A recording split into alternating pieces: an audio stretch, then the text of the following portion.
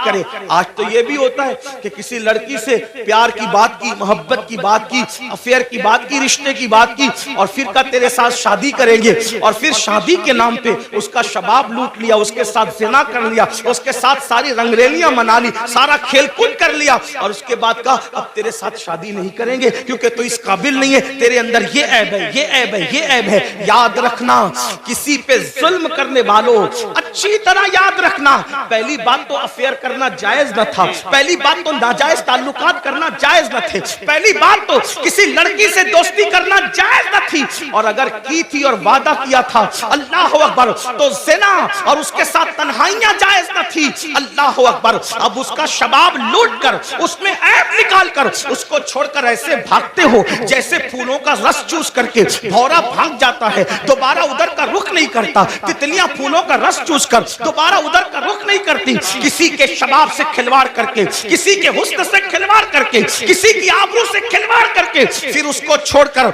नए शिकार की तलाश में जाने वालों, जानबूझ करके किसी की आबरू के साथ सौदा करने वालों, सुनो, अल्लाह के हबीब अलैहिस्सलाम इरशाद फरमाते हैं, फकीह अबूल समरकंदी अपनी किताब में लिखते हैं कि अगर किसी ने किसी चिड़िया से भी खेलकर उसकी जिंदगी को खत्म किया होगा, किसी ने किसी चिड़िया की जिंदगी से खेला होगा, ना खाने की हाजत थी, ना शरई कोई मामला था, सिर्फ अपने नफ्स के लिए चिड़िया से खेला और उसको मार डाला, खेलते खेलते उसकी जिंदगी को खत्म कर दिया। आका फरमाते हैं, वो मरी हुई चिड़िया जिसकी जिंदगी से तुमने खिलवाड़ किया था, जब कयामत का दिन होगा तो अल्लाह की अदालत में फरियाद करेगी, मौला आज अदल का दिन है, आज इंसाफ का दिन है, मौला मुझे अदल चाहिए, इस शख्स ने मेरी जिंदगी से खिलवाड़ किया था।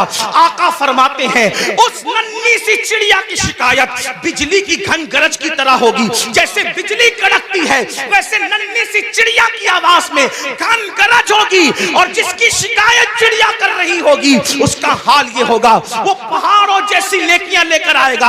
अल्लाह इरशाद फरमाएगा, आज अदल का दिन है, आज इंसाफ का दिन है, और फिर मेरा अल्लाह फरमाएगा, जिसने चिड़िया की जिंदगी से खिलवाड़ किया आज उसकी नेकियां नहीं देखी जाएगी, इसको मुंह के बल घसीटते हुए जहन्नम में डाल दिया जाए। आपसे पूछना चाहता हूं, नफ्स के पुजारियों से पूछना चाहता हूं, नफसानी ख्वाहिशात में डूबे हुए इंसानों से पूछना चाहता हूं, अगर किसी छटाक भर की चिड़िया की जिंदगी से खेला होगा तो पहाड़ों जैसी नेकियां रद्द हो जाएगी और इंसान जहन्नम का ईंधन बनेगा। जिसने लड़कियों की जिंदगी से खेला होगा, आबरू से खेला होगा, उसका अंजाम क्या होगा? अल्लाह के बंदो, ये दुनिया ही सब कुछ नहीं है, ये दुनिया की रंगरेलियां ही सब कुछ नहीं है, ये दुनिया के मजे और मस्ती सब कुछ नहीं है, ये दुनिया का ऐशो आराम सब कुछ नहीं है। उस दिन के बारे में डरो जिस दिन के बारे में कुरान कहता है, यौम यक़ूमुर रूह वल मलाइका सफ़्फ़न ला यतकल्लमून इल्ला मन अज़िन। उस दिन जिब्रील अमीन और सारे फरिश्ते अल्लाह की हैबत से कांपते होंगे, किसी में कलाम करने की जुर्रत नहीं होगी। उस दिन अपना क्या होगा? जिस दिन अंबिया की जबान पे नफ्सी नफ्सी होगा, उस दिन अपना क्या हाल होगा? इसलिए लोग लड़कियों की जिंदगी से तो खेलते हैं, खुद की बीवी का अगर सालन में नमक ज्यादा हो जाए तो तलाक दे दे, मारे पीटे।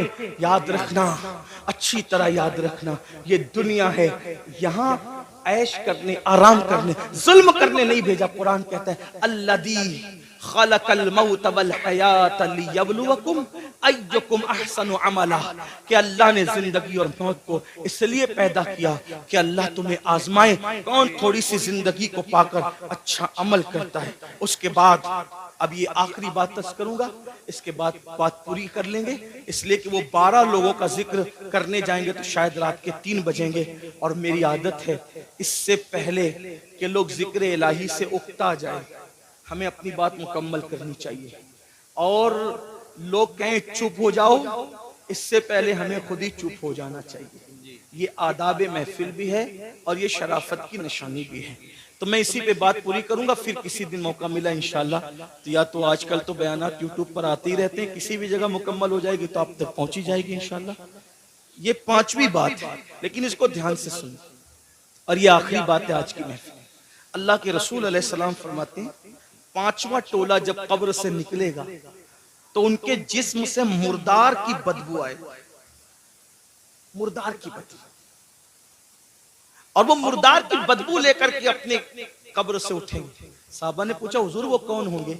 आका फरमाते वो लोग होंगे जो दुनिया में छुप छुप कर गुनाह करते, तन्हाई में गुनाह करते, पोशीदा तौर पे गुनाह करते, लोगों के सामने नेकियां और तन्हाई में गुनाह। ऐसे लोगों के लिए अल्लाह फरमाता है जो लोगों के सामने नेकी करके तन्हाई में गुनाह करें, मैं उनके साथ ऐलाने जंग करता हूं।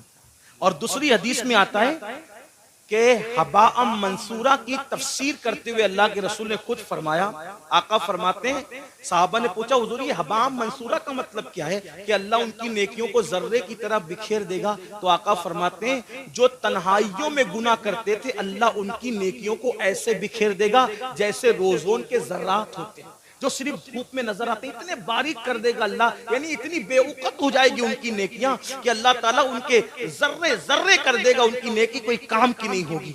और अल्लाह पाक उनकी नेकियों को रद्द फरमाएगा। वल आक़िबतु लिल मुत्तकीन, आखिरत तो मुत्तकियों के लिए है। इस सिलसिले में हजरत ज़ैद एक बात बयान करते, फरमाते हैं मैं कब्रिस्तान गया, जब कब्रिस्तान पहुंचा तो एक दरख्त को टेक लगाकर मैं बैठ गया, इसलिए कि मैं चाहता था कि कब्रों को देख करके इबरत हासिल करूं। ऐसे मैं टेक लगा के बैठ गया तो मैंने क्या देखा, मेरी आंख लगी, आंख लगी तो दिल की आंखें बेदार हुई। मैंने ख्वाब देखा कि लोग अपनी अपनी कब्रों से उठ रहे हैं, किसी के उजले लिबास है, किसी के मैले लिबास है, कोई कैसा है कोई कैसा है।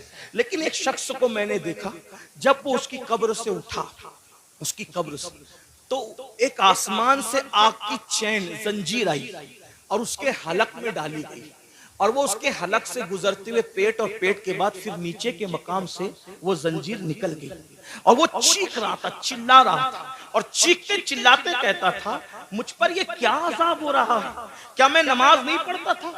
क्या मैं रोजा नहीं रखता था? क्या मैं रमजान शरीफ के रोजे नहीं रखता था? क्या मैंने हज नहीं किया था? क्या मैंने उम्रे नहीं किए थे? क्या मैंने सदका नहीं दिया था? क्या मैंने ज़कात नहीं दी थी? क्या मैं फलां नेक काम नहीं करता था?